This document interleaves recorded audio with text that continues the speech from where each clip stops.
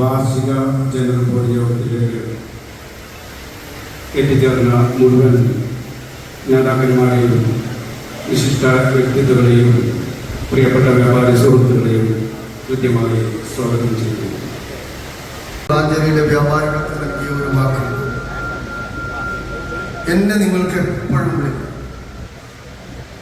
ഏത് സമയത്തും ഞാൻ വീണ്ടും ആവർത്തിക്കുന്നു, ഏത് സമയത്തും വിളിച്ചാൽ നിങ്ങളുടെ ഒരു എന്താണ് എന്നത്തെ കൃത്യമായി വളാഞ്ചേരിയിലെ കച്ചവടക്കാർക്ക് കാണിച്ചു കൊടുത്ത ഒരു സംഘടനയാണ് നിലവിലുള്ള കമ്മിറ്റി എന്ന് പറയാതിരിക്കാൻ പറ്റില്ല. നല്ല മികച്ച രീതിയിലാണ് ഒന്നും മോശമല്ലാത്ത രൂപത്തിലാണ് പ്രിയപ്പെട്ട മുഹമ്മദ് ഷാജഹാൻ അങ്ങേയറ്റത്തെ സന്തോഷമുണ്ട്. ജില്ലാ കമ്മിറ്റി എല്ലാവിധ അംഗങ്ങളും ഈ സന്ദർഭത്തിൽ അറിയിക്കുന്നു. നമുക്കറിയാം, വ്യാപാരി വ്യവസായി അടുത്ത സമിതി പണ്ടത്തെ പോലെ പണ്ട് വ്യാപാരി വ്യവസായികളൊക്കെ ഒരു യോഗം കൂടുമ്പോഴൊക്കെ നമ്മളെ പറ്റി പറഞ്ഞിരുന്ന ഒരു മുദ്രാവാക്യമുണ്ട്, രാഷ്ട്രീയക്കാരൊക്കെ പറയാ, അത് കച്ചവടക്കാരുടെ സാധനങ്ങൾക്ക് വില കൊണ്ടാൻ വേണ്ടിയിട്ടാണ്. അതാണ് യോഗം എന്ന് പറയുന്ന ഒരു കാലഘട്ടത്തിൽ നിന്ന് മാറി.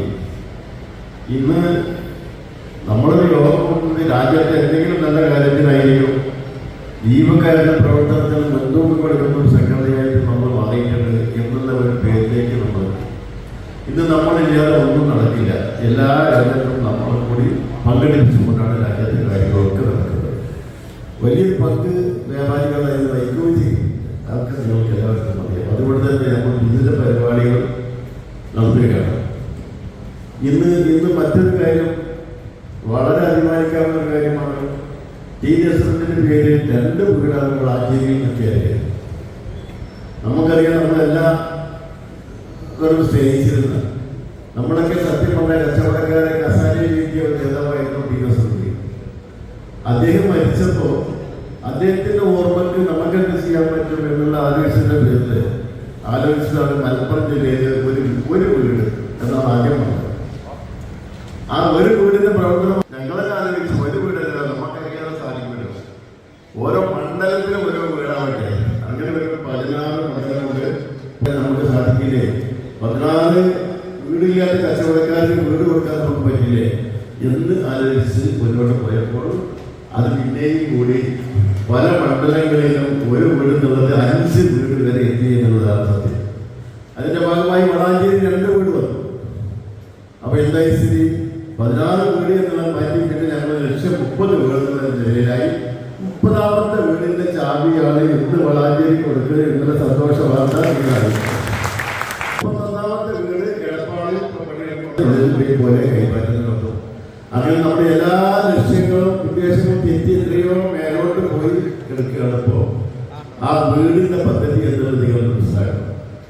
കച്ചവടക്കാരെ സംബന്ധിച്ചിടത്തോളം ഇതിന് വലിയൊരു കാര്യം നമ്മളുണ്ടോ? നമുക്ക് ഇങ്ങനത്തെ വെള്ളം നടത്തിയ ഒരു കാലഘട്ടം അല്ലായിരുന്നല്ലോ. അതിനൊക്കെ വലിയ വ്യത്യാസമായി വന്നില്ലേ? ഇപ്പൊ നമ്മൾ അറിയാലോ, ജില്ലാ കമ്മിറ്റി നൽകുന്ന സഹായം. ഒരു കച്ചവടക്കാരൻ മരിച്ചാൽ ആ കുടുംബത്തേക്ക് 30,000 രൂപ ജില്ലാ കമ്മിറ്റി നൽകുന്നു. ഒരു കച്ചവടക്കാരൻ മെമ്പറായാൽ മതി. നിങ്ങൾ വളാഞ്ചേരി യൂണിറ്റിൽ ഒരു മെമ്പർ ഒരു പൈസ അടക്കേണ്ട കാര്യമില്ല. അതിലേക്ക് ഒരു മെമ്പറാകുമ്പോൾ നിശ്ചയിക്കുന്ന 100-200 അടക്കുന്നുണ്ടെങ്കിൽ ആയിക്കോ. അതൊന്നുമില്ലെങ്കിലും ജില്ലാ കമ്മിറ്റിയിൽ നിങ്ങളൊരു പേരുണ്ടെങ്കിൽ 30,000 രൂപ നിങ്ങൾ മരിച്ചാൽ നിങ്ങളുടെ കുടുംബത്തിന് ജില്ലാ കമ്മിറ്റിയിൽ നിന്ന് ലഭിക്കുന്നു എന്നുള്ളത് കേരളത്തിൽ എവിടെയും ഇല്ല എന്നുള്ളത് നിങ്ങൾ മനസ്സിലാക്കണം. മലപ്പുറം ജില്ലയിൽ മാത്രമേ നമ്മൾ പറഞ്ഞിട്ടുള്ളൂ. 200 സാക്ഷി നിർത്തി നമ്മൾ കൈമാറുന്നത് നൽകുന്നത് ജില്ലയുടെ പ്രിയപ്പെട്ട പ്രസിഡന്റ്.